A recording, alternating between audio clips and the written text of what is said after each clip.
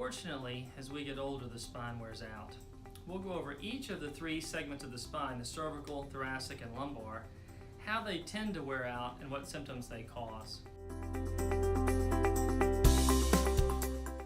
In the cervical spine, these discs tend to lose water and collapse. When they collapse, they bulge, kind of like squeezing an Oreo. They bulge back and start narrowing the canal.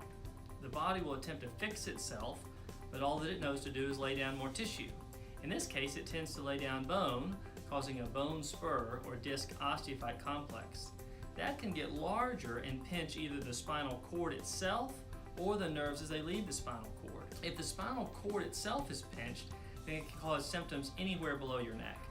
Arm problems, leg problems, typically weakness, numbness, difficulty using your hands, and the like.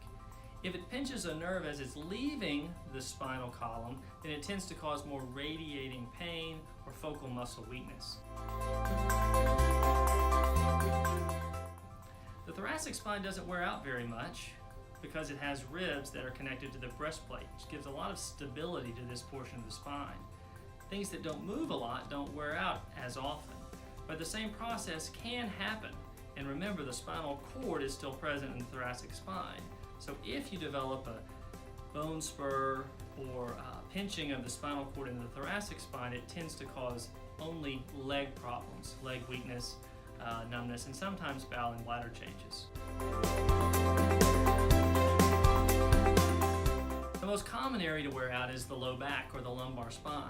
This can wear out in multiple ways, one of which is, once again, the disc bulge, narrowing the canal, and the body tries to fix itself.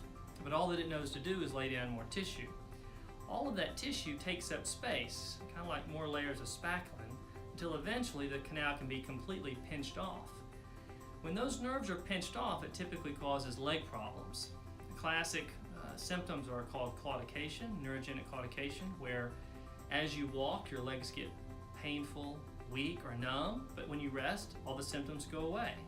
Patients may also report that if they can just lean over a shopping cart, then they can make it through their trip without any trouble. Another thing that can often happen in the lumbar spine is the disc can herniate.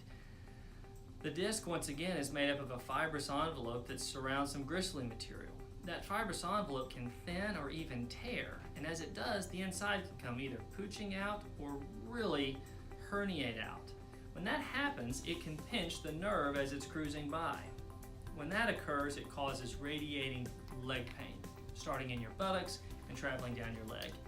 Each one of these nerves has a specific part of the leg that it supplies, and so often, just by discussing where your pain is located, we can figure out where the pain is actually coming